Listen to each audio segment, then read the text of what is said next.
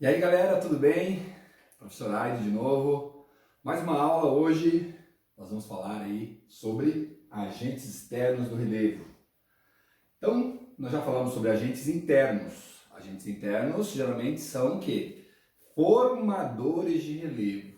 Vulcanismo, tectonismo, abalo. Isso, muito bem. Ouvi daqui. Se gritou, tão alto. Grita aí pra tua mãe ouvir e falar assim, putz, meu filho tá estudando. Tá, faz uma média aí com mamãe e papai aí. Então, agentes internos, vulcanismo, tectonismo, balocismo. Formadores. Opa, agora agentes externos. Ah, o interno é endo, dentro, interno, né? E esse aqui é o que? Externo, exo. Então, ó, externo, exógenos. Eles são, então, enquanto os internos são formadores, esses são o quê? Modeladores, desgastam, modelam o relevo, tá? Diferente do que acontece com o endógeno, forma, esse desgasta, porque ele está vindo de cima, então ele vai fazer o quê? Ó, chuva, vento, sol, ele vai o quê? Rebaixando, modelando. Então a Terra não é uma superfície lisa, perfeita, ela é cheia de deformidades. Essas deformidades, ao qual nós chamamos de relevo, ela é moldada principalmente por esses agentes aqui, ó. Principalmente, tá? Porque os agentes internos também eles são constituidores. Isso aqui vai moldar essas características que nós vamos ter: planalto, planície, agentes externos. Tá? Então, são geralmente o quê? São responsáveis pela modelagem e desgaste desse relevo. Então, nós temos aí o clima, através da temperatura, da água, do vento, né? Seria no caso ali a água, a chuva. Os agentes erosivos, geleiras, rios, oceanos, nós vamos especificar cada um deles. E o antrópico, que somos nós, atuando nesse processo, auxiliando também o processo de ação dos agentes externos. Então vamos ver cada um deles aí agora com vocês. Bom, primeiro, o intemperismo.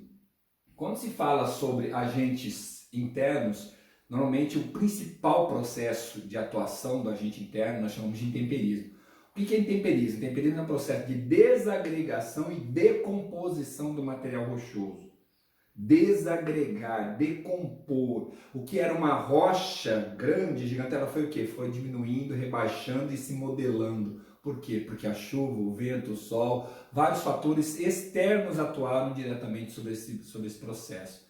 Então, nós temos aqui, ó, os principais: o físico, o químico, o biológico. Tá? Esses são os agentes do intemperismo, desagregação e decomposição da rocha. Como isso pode acontecer? Ele vai acontecer da seguinte maneira: ó, o físico, pela ação da variação de temperatura, dilatação no calor e no frio. O que acontece com o material rochoso? Retração. No calor, dilatação, no frio, retração, encolhe. Só que a rocha ela é de borracha? Ela tem elasticidade? Não. O que vai acontecer com esse material rochoso? Fratura, quebra. Na hora que ocorre essa fratura, essa quebra do material rochoso, você tem um temperismo físico atuando sobre essa rocha. Quando você tiver o químico, a ação da água sobre o material rochoso, já me dizia o ditado, né? Água mole, pedra dura, tanto bate até que... Então, exatamente. Então, a água atuando em processo também como agente externo, ela vai também desgastando esse material rochoso, caindo sobre ele, transportando materiais também, atuando nesse processo que a gente vai chamar de intemperismo químico. E o biológico, onde nós vamos ter a ação dos seres vivos, facilitando um processo, ó, o buraco da cobra. Sempre quando eu falo buraco da cobra, vocês gostam, né? Buraco da cobra de verdade lá, tá? Então, sem sacanagem. Aí você tem o cupim, tá? Os bichinhos que vão lá pro fundo, criam caminhos, esses buracos da cobra, do cupim, a raiz da árvore, a água penetra com mais facilidade, o sol penetra ali também. Então, eles vão ser atuantes nesse processo de uma maneira onde eles auxiliam e também atuam diretamente no processo dos agentes externos. Então, físico, variação de temperatura, químico, água, biológico, seres vivos. Físico, químico, tanto então a ação da chuva quanto variação, tá, de temperatura. Tudo bem? Daí nós temos a ação dos agentes, né? Por exemplo, água. A água ela pode acontecer de três maneiras bem distintas. Nós temos através das torrentes, que seriam torrentes, água da chuva, vamos colocar assim, ó. Chuva, rios, oceanos e mares. Então, 3 maneiras de você ter ação da água atuando sobre os agentes externos. Taguês, quando igual taguês, 1, 2, taguês. Então, você tem aqui, água da chuva, ela pode formar torrentes, já nós vamos ver o que são essas torrentes, que são grandes canais de chuvas concentrados, geralmente no topo de montanhas, né? Grandes nuvens com pluviosidade, provoca chuva intensa nas áreas de grande elevação de relevo. Erosão linear, que é a erosão então que a gente tem geralmente para começar a formar um processo erosivo, né? Quando começa um processo de erosão, e a formação de ravinas e vossorocas, quando a gente vai ter um processo já mais avançado de erosão.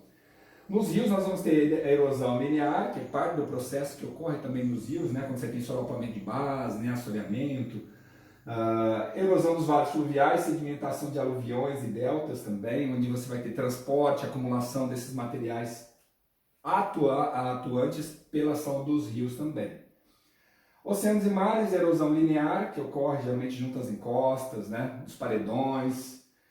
Sedimentação, que é a acumulação desse material que cai também, transportado pela água do oceano. Erosão de falésias, que acabamos de falar, desses paredões abruptos, né, sedimentação que forma então praias, restingas, que nós vamos ver já já. Então vamos lá. Ação da chuva primeiro, né?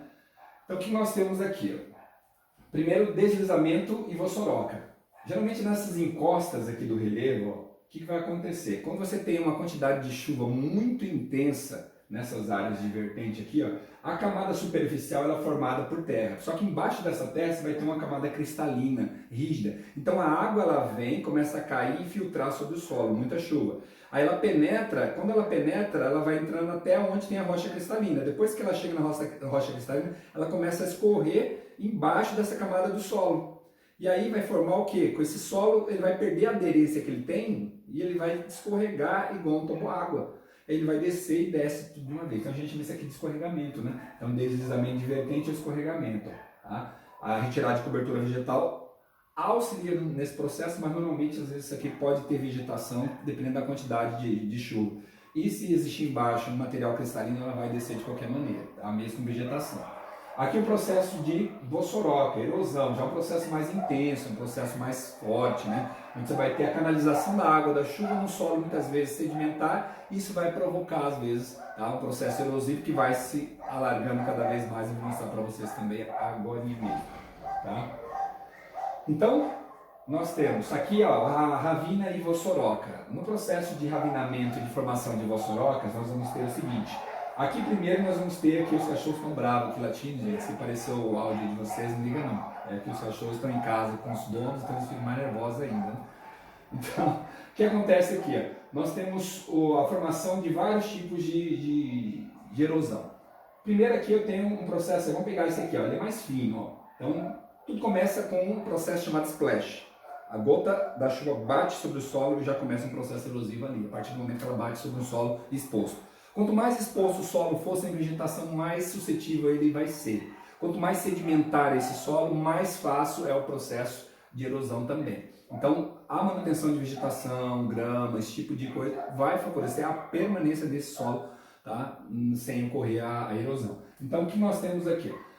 Primeiro você tem as chamadas ravinamentos. As ravinas são as mais finas, tá? Geralmente ele começa a canalizar essa água por um caminho e ela vai começar a formar um caminho mais profundo e fino, mais fino. Aí com o passar do tempo ela vai atingir uma determinada profundidade onde ela não vai mais, porque geralmente já tem uma camada mais rígida de solo, já passou toda a camada de sedimentos. Aí ela vai começar a fazer um processo lateral, aí ela vai começar a largar mais o tamanho desse processo erosivo, até ela chegar a virar uma vossoroca. Então ela começa com um processo linear, né, mais profundo, com um processo de ravinas, depois ela vai abrindo cada vez mais até virar grandes vossorocas. Tá? Esse é o processo onde a gente tem a erosão. Torrentes. As torrentes são resultantes de ação de chuvas intensas em áreas de vertentes, de declividade de morro. Então essa água ela vem descendo toda canalizada por um caminho e ela leva tudo que tem por esse caminho. Então vamos supor que aqui tivesse cheio de vegetação. O que aconteceu? A água veio canalizada, ó, ela retirou, levou, transportou toda a vegetação que existia aqui, porque criou um caminho de descida, tá? Uma torrente, um caminho de descida onde ela foi levando tudo que tinha pela frente. Geralmente isso ocorre em áreas de vertentes de morro, tá? Onde você tem uma grande concentração de chuvas que vai ser canalizado e aí ela vai transportar todos os sedimentos e o que tiver pela frente também. Aqui no caso das águas correntes dos rios, então até então nós estamos falando sobre a água da chuva, né? Agora a ação dos rios, olha só, por exemplo, isso aqui nós temos um processo onde todo esse relevo que existia aqui, na verdade, ele era plano. Então, só que ele era plano, formado por uma camada de pacotes de sedimentos. Dá para você ver a diferença das camadas de solo existentes aqui, ó. Então, o rio passando por esse lugar ao longo de milhares de anos, o que aconteceu com esse solo sedimentar? Ele foi sendo erodido pela ação da água do rio que passava ali. E aí ele foi aprofundando até ele chegar onde? Até ele chegar na parte cristalina, que é o solo mais resistente. Então ele atravessou toda a camada de sedimento através de um processo erosivo de transporte e erosão. E aí quando ele chegou no final, aí ele começa a fazer um processo de alargamento, é solapamento de base. Aí ele começa a atuar na base desse processo e aí ele começa a largar esse rio. Tá? O Grand Canyon, onde a gente tem ali, né, nos Estados Unidos, esse processo, é um processo onde você tem ali o processo de erosão também, que resulta de ações como desse tipo aí. O processo de atuação do rio numa ação erosiva, ele vai atuar de diversas maneiras. Nós vamos ter a atuação, né, que eles chamam, né, de período, né, fases do rio, que é o nome mais correto, as fases do rio. Jovem, maduro ou senil. Como que é a chamada fase jovem? Quando você tem um maior processo de erosão em relação ao processo de acumulação na ação desse rio durante a passagem dele em um determinado trecho. Então o que vai acontecer? Geralmente os rios que são mais rios cheios de quedas d'água, você vai ter um rio que está na chamada fase jovem. Por quê? Porque ali tem um processo de erosão ocorrendo muito mais do que um processo de acumulação, e aí geralmente são rios que têm característica de serem chamados de fase jovem. A fase maduro, tanto a acumulação quanto a erosão são iguais. Tá? Então você vai ter já rios com quedas existentes mais suaves, tá? Diferente do jovem, que são grandes quedas e várias quedas. Aqui já são quedas pequenas, então tanto erosão quanto acumulação são iguais. E já no senil, aí já vai ser o quê? O processo de acumulação ele é maior do que o processo de erosão. Então geralmente são rios mais planos. Então geralmente os jovens geralmente são rios mais cheios de quedas d'água, rios mais de planalto. Esses daqui, senil, geralmente são rios mais planos, onde você vai ter divisão de rio, onde você vai ter a formação de acúmulo de sedimentos do transporte desse rio na sua foz, formando deltas. Tá? Então, ó, jovem, maior processo erosivo do que a acumulação, a fase jovem. E aí você vai ter, geralmente, grandes quedas d'água. Maduro, a acumulação e a erosão são iguais, pequenas declividades, pequenas quedas. E no senil, geralmente é um rio mais plano, onde você vai ter a acumulação maior do que a erosão. Como é que os sedimentos são transportados dentro de um rio? Bom, nós temos aí os sedimentos mais leves, eles vão em suspensão, eles vão junto com a água. E os sedimentos mais pesados, aqueles pedriscos maiores, eles vão geralmente no fundo do rio de maneira mais lenta, de diversas maneiras. Então você tem aqui, ó, partículas que vão em suspensão, que são as pequenininhas. As um pouco maiores, mas não tão grandes, elas vão às vezes saltando, cai, depois vem outro fluxo de água forte, ele sobe, ele chama de saltação, tá? São essas um pouco menores. Aí vai aumentando mais. Aí nós temos rolamento, que são geralmente aquelas pedrinhas que a gente chama de seixos, já caiu no Enem também. Essas pedrinhas, elas vão rolando e desgastando as suas pontas, as suas extremidades. Então ela fica redondinha, perfeita. Você olha assim, nossa, parece que alguém fez essa pedra. Não, é que ela vai rolando ao longo do trajeto do rio e isso vai desgastando as suas pontas e vai deixando ela com formato bem redondo. Então, é um processo chamado rolamento. Arrastamento geralmente é uma pedra um pouco maior e aí ela não consegue fazer esse processo de rolamento, então ela vai achatando o fundo porque ela vai desgastando esse fundo e aí ela vai ficando com um fundo bastante plano. E aí ela vai sendo arrastada pela força da água. Então você tem rolamento, arrastamento, saltação e suspensão são formas de transporte de sedimentos pela água, isso já caiu no Enem. Tá? A ação eólica, né? Então a ação do vento atuando sobre o material, sobre o processo erosivo. Então nós temos aí, toda vez que for ação do vento, então é um processo eólico. Nós temos a erosão que pode ocorrer pelo processo de abrasão ou corrosão, a deflação, tá? E a acumulação. Então, ó, vamos lá, primeira parte, né? Vamos colocar aqui. Abrasão. O que é abrasão? É o choque. as partículas de areia são transportadas pelo vento e ela bate sobre um paredão, ela vai desgastando aquele material. É como se você estivesse na rua e aí de repente vai vir uma chuva forte, aquele vento bate, aí vem aquelas partículas que estão no chão e bate em você e chega a arder. Aquilo ali é como se fosse um processo de desgaste, mas lógico que não vai acontecer isso em você. Agora imagine isso em alguns materiais rochosos ao longo de milhares de anos. Aquele vento transportando sedimentos batendo sobre o material rochoso, ele vai desgastando e ocorre um processo de abrasão e corrosão. Deflação é o quê? Na hora que o vento bate no chão e transporta sedimentos, isso é um processo de deflação. O que é isso? É varrer, transportar. Então, ó, abrasão, corrosão, desgaste. Deflação, varrer, transportar o vento. E acumulação é quando esses sedimentos são transportados, param e se acumulam, geralmente formando o quê? Dunas em alguns locais, aí, geralmente as áreas mais desérticas, que você vai ter esse tipo de formação. Aqui mais uma vez, né? Então no caso da deflação, você vai estar tendo o quê? O processo de transporte de sedimento. Naquele lugar que ele está batendo, ele está aprofundando aquele relevo, então de baixamento. Corrosão, vai formar relevo com formatos estranhos, ele vai desgastando e formando, vai desgastando e constituindo formas bizarras, né? Que eles falam que é estranhas de relevo. E a acumulação vai formar grandes morros e dunas. Então, só para a gente ter uma ideia aqui, ó, o relevo, né, das dunas, tá, que nós temos, que geralmente são um processo de acumulação, tem nos desertos.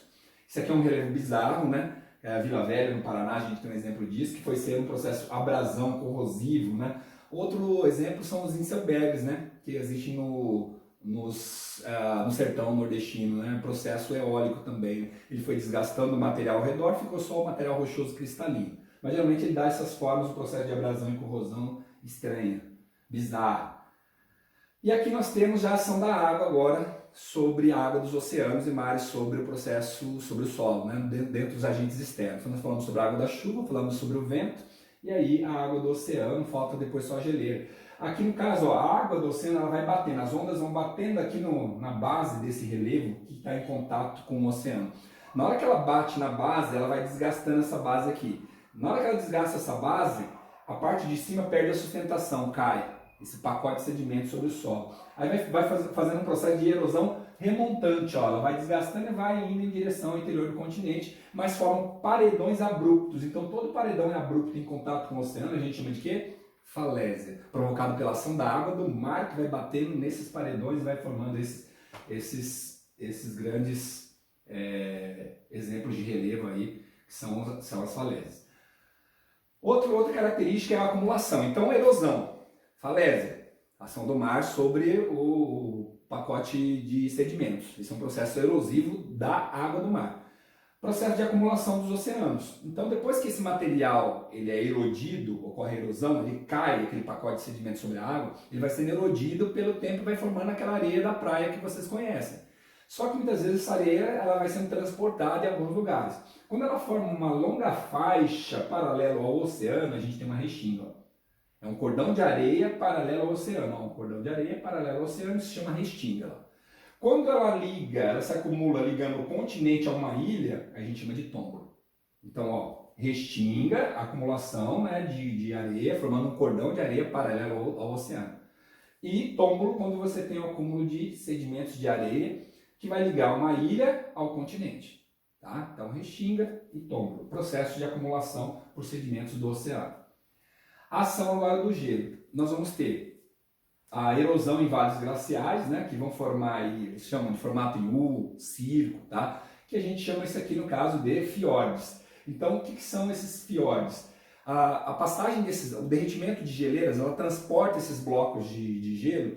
Toda vez que esse material ele é desprendido, né, das partes superiores lá, das cadeias montanhosas e vem descendo, ele tem um peso. Na hora que ele desce rasgando o solo e vai abrindo um processo erosivo. Só que isso há milhões de anos, olha o que aconteceu com o relevo nessa região.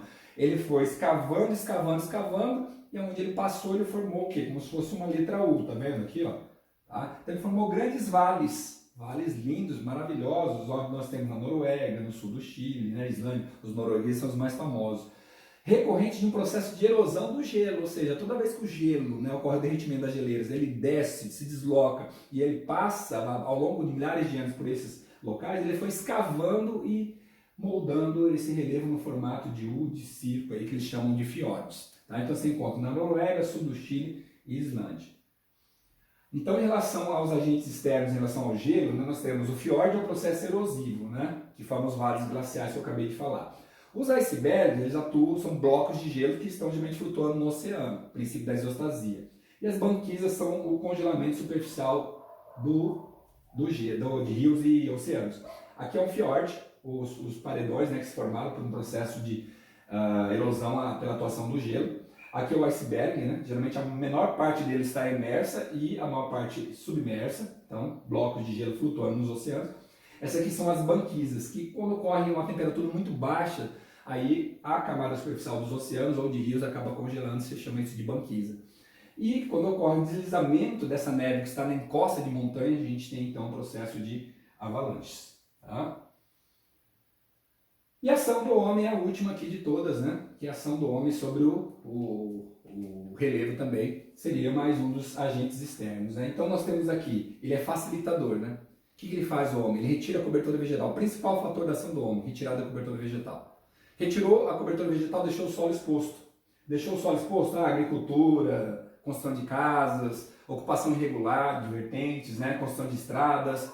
Você está facilitando para que o processo, esses agentes que nós comentamos, chuva, vento, tal, o que for, atue diretamente sobre esse solo. Resultado disso, aí nós vamos ter, tá, vossorocas, tá, relacionadas à retirada da cobertura vegetal, deslizamento de vertentes por ocupação de morros. Agora, recente, nós tivemos lá em Santos um grande deslizamento de vertente provocado por uma chuva muito intensa e por ocupação irregular nessas áreas também, né, gente? Então, mineração também é outro fator, retirada de material, né, de valor comercial, aí acaba também retirando a cobertura vegetal nessas áreas. Então, toda ação do homem, você vai ter escorregamento ou deslizamento de vertentes, geralmente ocorre ocupação irregular dessas áreas que não deveriam, né? Então, isso é a falta de ação também do governo, que não deveria deixar as pessoas ficarem ocupando essas áreas que tem o nome de área de risco, né? Então, desce todo o pacote de sedimentos, aí a ocupação irregular favorece mais ainda, né?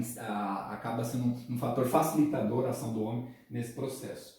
Aqui, por exemplo, em túneis, né, onde você construiu uma estrada aqui, modificou a característica existente nessa área pela ação do homem também, seria mais um agente facilitador desse processo. Bom, então esses são os agentes externos. Terminamos nossa aula. Um grande beijo. A gente se vê na próxima. Um luxo, se cuida aí, ó. Bora estudar, galera. Fui. Tchau.